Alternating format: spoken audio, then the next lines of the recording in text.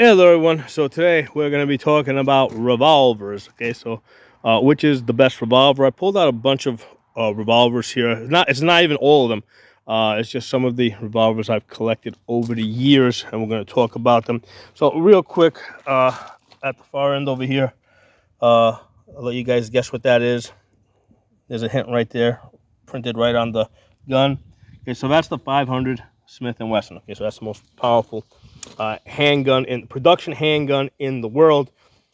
Way overkill. Okay, it's unless you're like a 400-pound bench presser, that gun is that's not a very pleasant gun to shoot. Okay, it feels like you're getting hit in the palm over here with a hammer. Okay, this one over here, the Raging Judge Magnum. I recently did a video on this. Now this shoots 454 Casull. It shoots 45 long Colts, and it shoots up to 3-inch 410 shotgun shells. Okay, we're going to talk a little bit about this. So now this is as you can see, this is a bigger, heavier gun. I think it's like a 5-pound gun. I think that's maybe like 4.5 or 4 pounds. So because this gun is so big and heavy, okay, and it shoots the ammunition that's less powerful than the 500. This gun, even with 454 Casull, is a lot more pleasant to shoot. Okay, so that's one of the things that with these guns. As the guns get heavier, you can more comfortably shoot more powerful ammunition. Okay, so here we got the Ruger Red Hawk. This is a 44 Magnum. Okay, I got another 44 Magnum over here. Right, kind of leaving this at the end. I'll tell you guys why, because I think that this is the most practical revolver to have. Okay, especially for like a self-defense. Well, self-defense, we're talking about bear defense, right? Because 9mm is plenty accurate for plenty sufficient, right? Not accurate, it's plenty sufficient for defending against humans. But for bear defense, I think this is probably this 44 Magnum with the 4-inch barrel is probably the best choice. So I kind of got that at the end over there. So over here, we got 357. Actually, we got two 357s right here. Okay, so this one is Smith and Wesson. This one is a Taurus. So a nice thing about this one that's kind of unique is, let's see if I can get this open with one hand. There you go. So that's a 7-shot. So that's one of the reasons why this is kind of unique, and I like it. So here's the thing. I've had many Tauruses over the years. Okay, any Taurus that I shot like more than 2,000 rounds on, I broke. Okay, so with high round counts, I can only say of Tauruses because I haven't run up high round counts on any of the Smith and Wessons or the Rugers. With the Tauruses, at one point early on in my gun training career, I was running up high round counts with a few different Tauruses, and every one that I ran went over 2,000 rounds. I pretty much broke the gun. Something broke on it. Something fell out of it. The timing went off. Something. So this one over here, this 7-shot, was given to me as a free replacement because Taurus does have a lifetime warranty, and if they can't replace the gun or fix it, they give you a replacement. So the one that I had was no longer in production, so they gave me this one. Okay, we're going to talk a little bit more about this in detail. Over here, we got Smith and Wesson 357. This is a 6-shot. Really nice shine. This has like the same finish as the 500, so it's kind of like a baby. It looks like it's a child of the 500 Smith and Wesson. These guns look very, very, very similar. Okay. Obviously that's 357. That's a 500. So anyway, let's get this one over here. So this one over here, even though it looks like a 357, it's actually a Taurus tracker. Okay, this is a 9-shot 22 long rifle. So this is a fun revolver that you can do lots of shooting with. And again, this one here was given to me as a replacement, right? Because the one that I had before that, which was really nice. It was a much lighter weight one than this. Really nice shooter, but basically I ran that into the ground. It broke on me. And when I sent it in for the lifetime repair, I mean, they just basically sent me another one. Now, because it's different serial number on these replacements, this one and this one, it had to go to an FFL, so I just had to pay the FFL fee for the transfer, but the replacement was free. Okay, so over here we got the Smith & Wesson 44 Magnum. Really like this. And over here we got a 10 millimeter Glock. I forget what number they are, but we're going to talk a little bit about that. So let me pause the camera, put it back up on the tripod. All right, so let's talk about revolvers. Okay, so first thing is, why would you want to have a revolver, right? Why? Actually, hold on, make sure the camera's in the right position. Yeah, a little bit more this way. Okay, yeah. So first question is, why revolver? Okay, why would we want to have a revolver versus a semi-automatic? So now the reason why I have so many revolvers is because I'm a gun instructor. Basically, I'm in the business, so I got to be able to train people on it. I have to have a frame of reference. I got to be able to say, I've shot basically all guns, and I can tell you, I can recommend this gun to you versus that gun. You know, so I have to have that frame of reference, which is part of the reason why I have to have lots of guns, and I have to shoot them all on a somewhat regular basis. Even though I don't shoot these guys that much anymore, because, you know, I already did that like 10 years ago. So I already, you know, I mean, I've already built up that experience. But once in a while, I'll pull them out for fun. So let's talk about the 500 Smith & Wesson, okay? So I bought this some, I don't know, almost 10 years ago when I was much younger, okay? Much stronger, okay? Yeah, so basically, you know, with the 500 Smith & Wesson, I've mentioned this in a separate video that I did a long time ago. It's a 5-shot, okay? And the first shot is wow, okay? You shoot that first one, I mean, it feels like you're getting hit here with a hammer, and you're like, wow, okay? The second shot is gonna be like, ouch, okay? Now you're starting to feel that pain, okay? The third shot is like, okay, this is no longer starting to be fun, okay? Fourth shot is, I hope this is the last one, okay? And the fifth shot is, I'm not gonna shoot this gun for at least another month, okay? So that's, those 5 shots, that's the shooting experience of a full power loads with the 500 Smith & Wesson, okay? And that was 10 years ago, like I said, when I was younger and much stronger. Nowadays, it's like, okay, maybe I'll shoot this once every 2 years or something, okay? But it is a beautiful gun. It's got a ported barrel here, right? It's ported. This one here is, you know, it looks like it's like an 8-inch barrel because of the cylinder being fairly big, all right? But yeah, it's actually like a 6.5. Okay? So one of the things with these large cylinders, right? Because here's the thing, this is a mechanical gun. So when you press the trigger, you're mechanically pulling back the hammer and rotating the cylinder. Okay, so the bigger the cylinder, the more mass you're turning, the slower you're gonna be. Okay, so with this gun here, it's a very smooth gun. Like I can actually, like, not that I would ever actually shoot full power loads that fast, okay? First of all, they're pretty expensive, so you're gonna want to savor them and go slow with them. You know, that's part of the reason why I got into reloading, okay? But it's a very smooth gun, okay? But like I said, it's a great novelty. Is this a good gun for bear defense? And we're not talking black bear defense, right? Black bears you can kind of deal with. First of all, they're not aggressive. Like, and if you ever did get one that was somewhat aggressive, I would probably shoot this little Glock 43, not the bear, but basically at the ground, kind of scare it off, and usually they'll just don't go running. Okay, so black bear is not aggressive. If you got like a brown bear or a grizzly bear, yes, this will do the job. Okay, plenty adequate. But however, if you don't make that your hit with the first shot, you might not get that second shot because that follow-up shot is just going to be so slow, and you know, it's probably, you know, even though the gun is adequate, it's hard to make follow-up shots with. Okay, so this is not a good choice. Okay, so 454 Casull. Okay, so this is a Raising Judge Magnum. Shoots Like I said, it shoots a 45 long Colt, 454 Casull, and up to 3-inch 410 shotgun shells. And I was planning to do a separate video on, is this gun practical? Having had this gun for some 10 plus years, what I find is that it doesn't do like it does three things, but if you had like a dedicated 454 Casull gun, it would probably be lighter, a little bit. First of all, like let me pull the trigger here, right? As fast as I can go.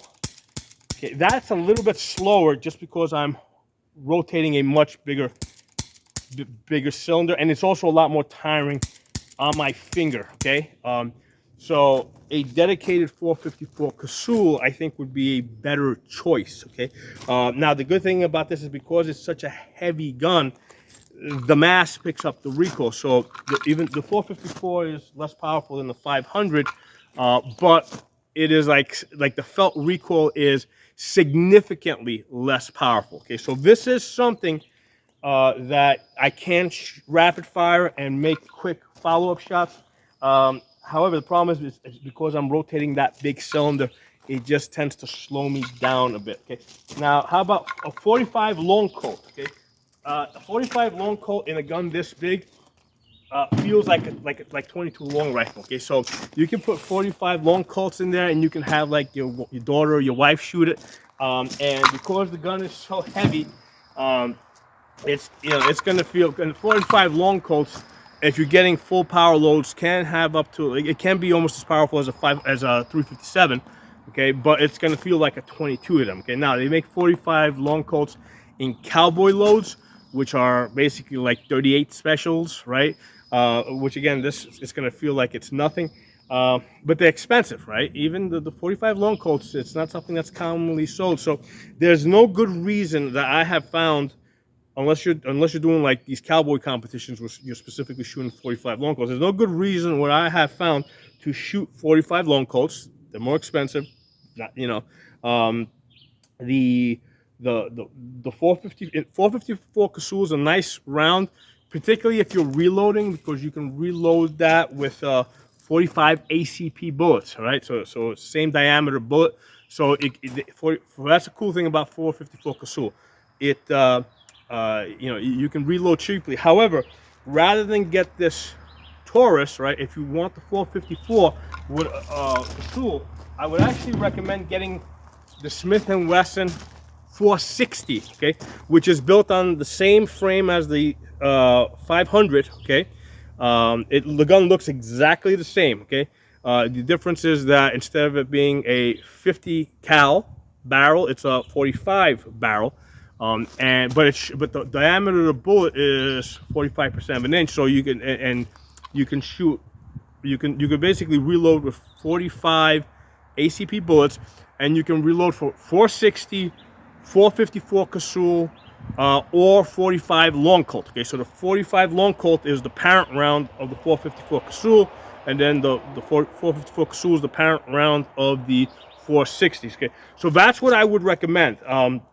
Especially if you live in bear country, that's probably a good choice, because the Smith & Wesson, that's probably what I would recommend for lots of people. Okay, I mean, I'm going to get to the 44 Magnum in a minute, but if for whatever reason you feel that 44 Magnum doesn't cut it for you, I would go with the 460. Okay, and then from there you can always download, because the same gun, the same 460, Smith & Wesson 460, will shoot the 454 Casull or the 45 long Colt. Okay, now as far as the three, as far as 410, right? Because this shoots 410 shotgun shells. Is that practical? Okay, so I've actually tested out the buckshot, right? Because here with the buckshot, you're shooting 3 balls every time you pull the trigger, right? Each shell has 3 buckshots in it in the 410. So if you've got what is this? This is a 6 shot, right? So it's 6 times 3. Whatever that is, okay, that's how many shots you can shooting out if you shoot through all 6. If you pull the trigger 6 times really fast. Okay. Now the length of the barrel makes a big difference, right? So in this length barrel, and this length barrel is 6.5 inches, and I made a mistake in the last video. I thought it was an 8-inch barrel because the cylinder's so long, but it's actually a 6.5 inch. Okay, with the 410 in the 6.5 inch barrel, when I'm shooting buckshot at 30 yards, which is where those targets are over there, the spread is about 2 foot. Okay, so that's you can basically hit a man-sized target at 30 yards, which is where those targets are over there. Now, if you're shooting, let's say, at a closer distance, like let's say at 15 yards over there, the balls don't get a chance to spread out. So basically, your spreads are going to be about that big, about, I don't know, about 6 inches, 6 to 8 inches. Now, that changes drastically if you go to a shorter barrel, okay? Because I've shot Raging Judge Magnums that have like the shorter 4-inch barrel, okay? So with the 4-inch barrel, right, what happens is, like, by the time you get to like just 15 yards, that same ammo, right, that same buckshot in the 410 has spread out like that big, like almost 3 feet. So if you got like a Raging Judge with a short barrel, it's basically, you know, like you pretty much got to be within 10 feet, right? Because it's gonna the balls are gonna spread out that quickly in the short barrel. However, in the 6.5, I'm actually able to get out to 30 yards and stay within 2 feet and be able to hit a man. So in that sense, the 6-inch is a better choice, right, than the short 4-inch. However, like, when I think about this, it's like, okay, so basically if I'm shooting at 30 yards, am I any better than I am, let's say, with this Glock 43 that shoots 9mm? Because remember, with buckshot now, when you put buckshot in here, remember, it's a 410. You're barely getting 9mm power at 30 yards, right? At best, maybe you're getting 9mm power. So it's a very heavy gun, and when I load it up with buckshot, I just don't feel like it gives me any advantage over the Glock 43 that I carry. Okay, so that's the thing you got to weigh out. So this is a very heavy gun. Like I said in the video, this is a novelty. And the thing with this is, if you're trying to shoot this fast, see, now here's the thing: if you don't let the trigger out all the way, it doesn't reset. So right now I'm stuck there. Okay, so that's one of the things with revolvers. If you don't let the trigger out all the way, okay, like right there, it's stuck. So that's one of the things you got to be aware of with revolvers. It's the opposite of Glocks, okay, and most of the semi-automatic, because with those, when you pull the trigger, right, you just let it out a very short distance, and then you get that reset. So if you shoot semi-automatic pistols, which have very short resets, and you're used to that, and then you go to most revolvers that have a very long reset, a lot of times you're going to find yourself jamming up the gun, in the sense that you don't get a full reset. So you pull the trigger, it's not working, and now you have to, you got to let your finger all the way out, pull it back in. It's definitely going to, mess with your groove, okay? So, now this one over here, the 44 Magnum, there's the Ruger Red Hawk. It's actually one of my first revolvers. This one's probably about 12 years old plus. I don't remember exactly, but it's one of my the first ones I got when I moved out to PA. Beautiful gun, a lot of fun to shoot.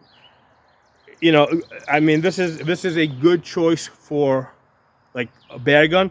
The barrel's a little bit long, so it's like if you're coming out of the holster, now you gotta clear the longer barrel. Okay, so that's one of the issues that you're gonna have with this. This is actually how long is this barrel? This is 7.5 inches. Okay, so that's the only issue with this.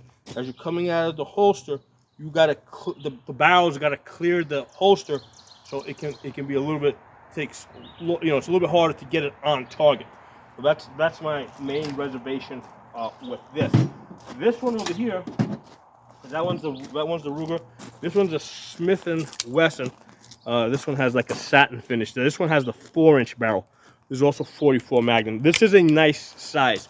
So if you're in like brown bear country or grizzly bear country or Kodiak bear, this is a nice light gun, right? If you need to go light, this would be a good choice. Now, let's talk about bear defense for a second. if you're in bear country, you're always going to have two guns, okay?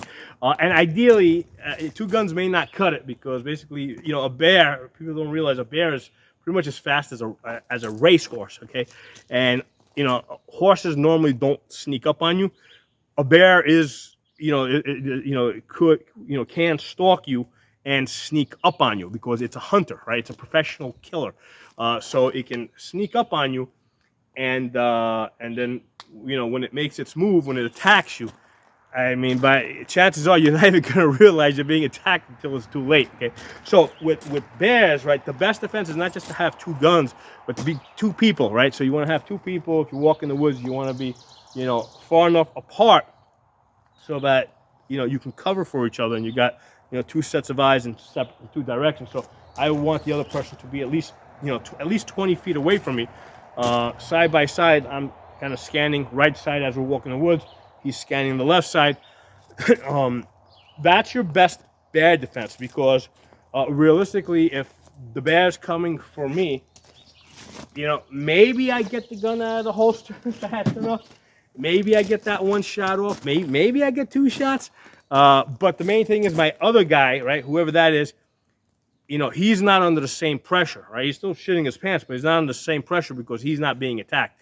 So he's the one that's going to put fire on the bear. And likewise, if my buddy's being attacked, you know, and I see him attacked, you know, especially if I recognize that he's the one being attacked, you know, I can be a little bit more composed to come out of the holster, line up my sights, and take those shots. Okay.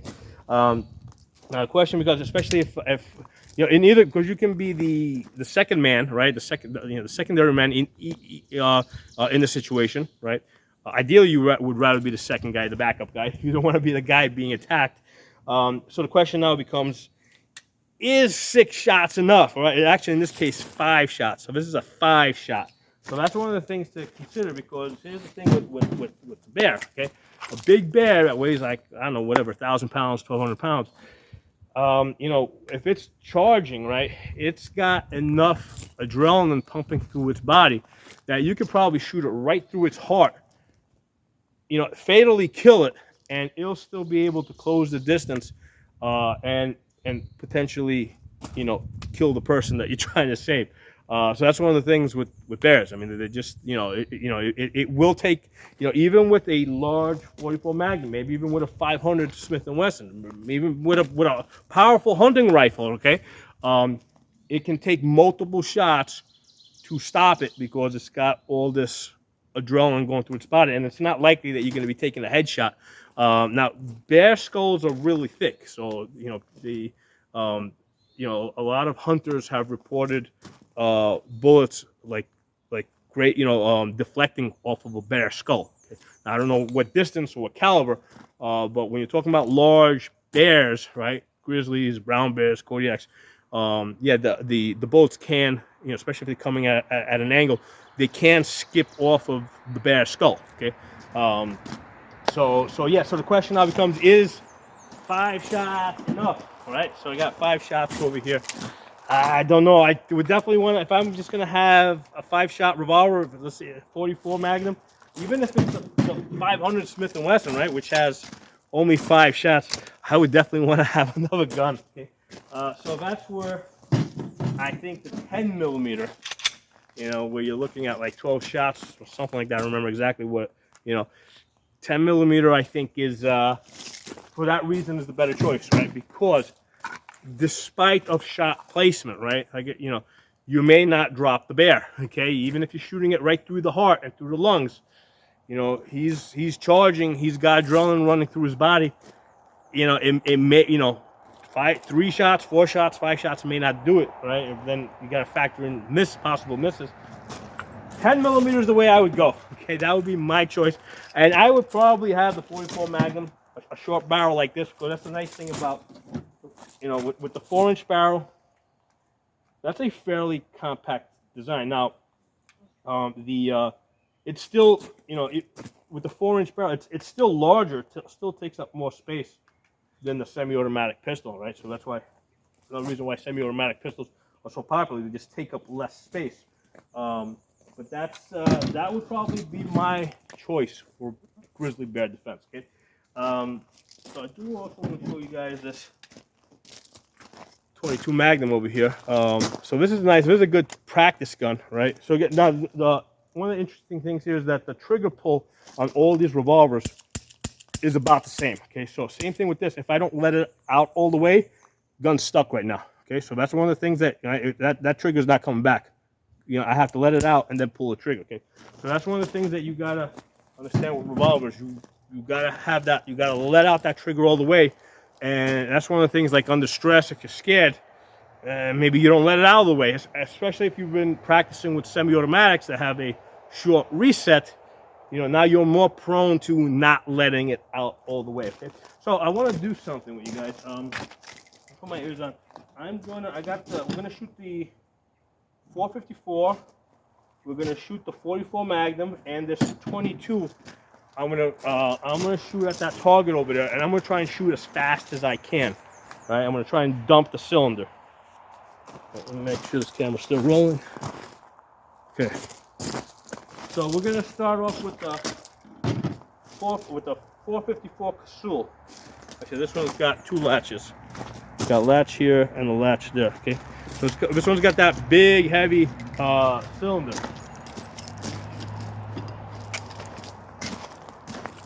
.454 Casull loaded with 45 ACP bullets.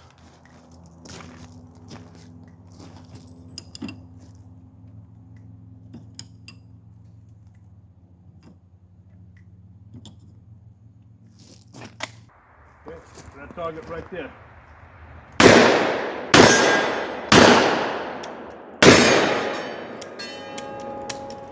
Okay, so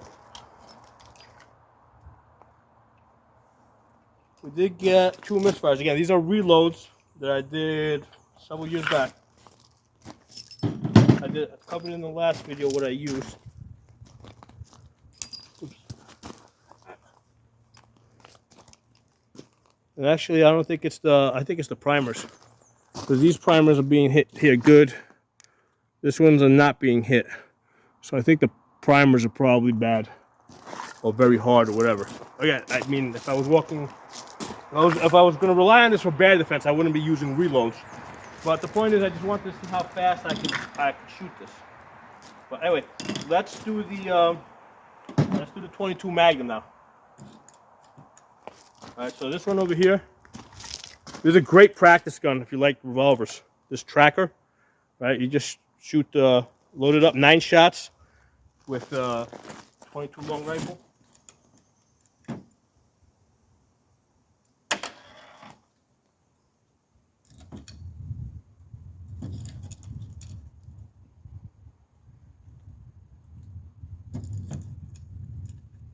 I wish they would make a really lightweight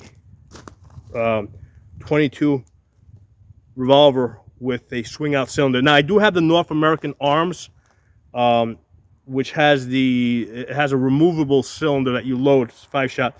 But I wish they would make like a lightweight 9-shot like this, because this one is like really heavy. If you look at the front over here, see there's a lot of metal there. Okay, so this. But yeah, the one I had before this one that was replaced by Taurus, that was a much lighter weight. But anyway, we're gonna shoot as fast as we can at that target.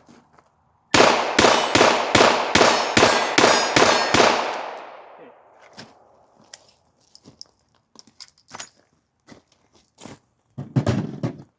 All right, so now I want to shoot this 44 Magnum Smith & Wesson. What number is this? This is the 69. Yeah, they have the model number inside of on the frame inside of the crane over here. That's where you keep the model. So there's only a 5-shot.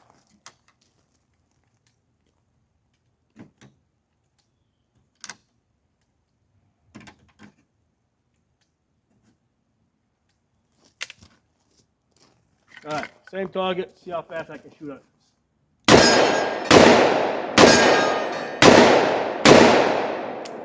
Alright, so yeah, this thing was moving. Now this is a 44 Magnum.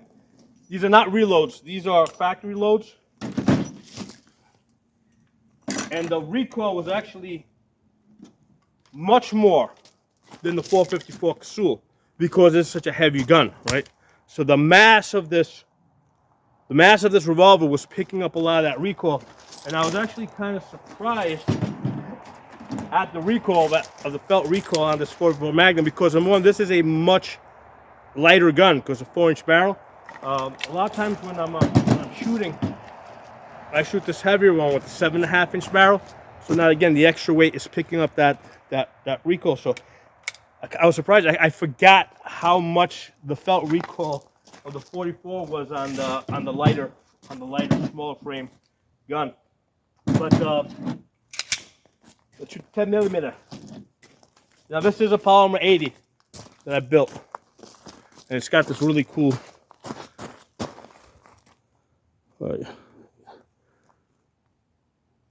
It's got that really cool optic there. So the way this works is when this is at full extension, you use the outer circle to center on the target. So if you're off, that brings you to the center. So that's the Holosun 507 ACSS.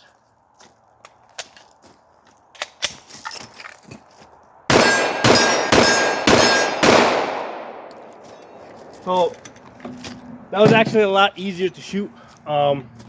Now what's happening here with the semi-automatic, the recoil spring, right, acts as a shock absorber. So that's picking up a lot of the felt recoil. So that actually softens up the felt recoil. So the 10 millimeter feels a lot lighter, way lighter than the 44 Magnum. Now, you know, of course, there's something to be said of what brand I was using, and you know, which might be a hotter load. Now the 44 I was using was Magtech, so it's not like a particularly hot load. You know, so Magtech is not like a super expensive 44 ammo. It's not like hunting grade ammo or self-defense grade ammo. So it's just target ammo I was using. So this by far had the highest felt recoil because the gun is so light. Okay, so it felt a lot more than this 454 Casull, which again, this is a much heavier gun. And the 10 millimeter, you know, again, this recoil spring picks up a lot of that recoil. It also is nice to have the optic, especially this specific type of optic that you know, gets me on target really quickly.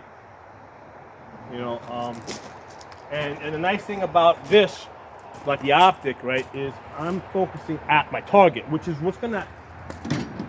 Here's the thing: if you're shooting with iron sights, right, what you gotta focus on is the front sight, right? Your eyes like a camera; you can only focus on one thing at a time. Okay, so with the iron sights, you pretty much have to look at the. I'll do it this way, so you gotta look at the target, right? You know, get on the target. Now you gotta shift your focus back from the target to your front sight, right? So that the target's blurry and your rear sight is blurry. And you know what? You gotta ask yourself: are you gonna be able to do that if you got a bear charging you down? And the natural thing for you to do is to stare at the, you know, look at the bear, right, that's charging at you. And what's going to happen is if you're, you know, the natural thing, your body's going to want to focus on that bear, regardless how much you practice, because unless you specifically practice with real bears charging at you, you're probably doing it for the first time. Okay, it doesn't matter how many thousands of rounds you might have practiced with. So you've got a bear charging at you, you're going to be focusing on that bear. You're not focusing on your front sight. So what that means is you're point shooting the gun, okay? You're point shooting a gun. Now, by contrast, okay, with this, single point of aim, right? So if I got a bear over there, I'm focusing on the bear, okay? And then that reticle is on the target, right? So I'm not trying to shift my focus from the bear back to my sights. I'm staying on that bear. That's where I'm looking at, and then my reticle appears on it. Okay, so that's why this is, that's really a better choice. Okay, so that makes a big difference for practical, real life self-defense type of shooting. Okay, now you can still have your iron sights on this as a backup. Okay, you know, so anyway, those are my thoughts on revolvers. I think revolvers are wonderful. I got lots of revolvers. I think they're great novelty guns. If I was in bear country, yeah, I would probably bring this one here because it's lightweight. The 44 Magnum 5-shot. I would bring this as a backup. to the 10 millimeter. Okay, because in any real self-defense, you know, in any situation where you're likely or there's a good chance that you might actually have to use the gun, you're always gonna have two guns. Okay, so normally like our AR, you know, our AR-15 is our primary gun. That's the backup gun. Okay, so if you're not gonna have a long gun and a short gun, then you're gonna have two short guns, right? Two small guns. Right? So if that's gonna be the case, the 10 millimeter is your primary, 44 Magnum is the backup, and in that case, it doesn't make sense. Doesn't make sense for the backup gun, you know, to be something huge like this, you know, 7.5 inch. I'm going to go with this. I'm going to go with the shorter one. Okay? Or I mean, it could be a 357, right? Could be a 357, but I would probably go with the 44. That's probably what I would do. I would also have to practice a little bit more with that, just kind of get back, because like I said, that recoil caught me by surprise, having not shot 44 Magnum in that light gun for quite a while. Okay, so anyway, drop some comments. Let me know what you guys think. I'll talk to you soon. So I did want to take another crack with the 44 Magnum at those targets, using the 7.5 inch, actually MadTech soft points 44 Magnum. Let's see if I can shoot this fast. I expect I'll be able to shoot faster than the other one.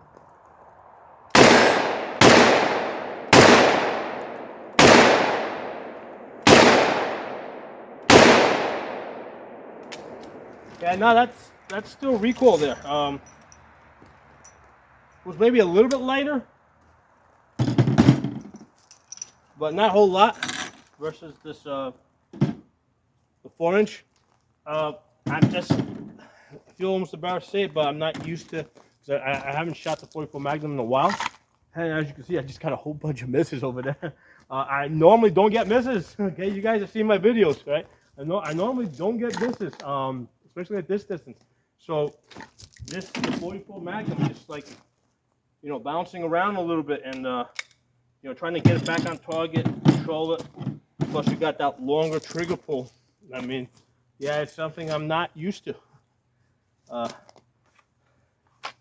gonna shoot the Glock 43. Do a holster draw.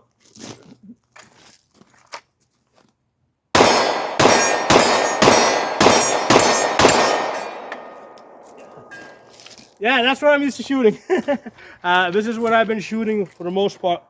Either the 43 or the 17 or the 19. Lately I've been doing most of my shooting with the 43 because that's what I carry. But yeah, it's yeah, if you're used to shooting these handguns now that have these short resets, right, where it just lets out there, then you press it, and then you go to something like these revolvers that have this long reset, where, you know, if you don't go all the way, all of a sudden you don't reset. Yeah, that's a whole, you know. I mean, obviously I've done plenty of shooting with these, but it's really easy to forget. I mean, you know, if I was going to be carrying revolvers, right, which I'm not planning to, but if I was going to be carrying revolvers, yeah, I'd have to go back and start doing I'd have to start doing a whole bunch of training with it. You know.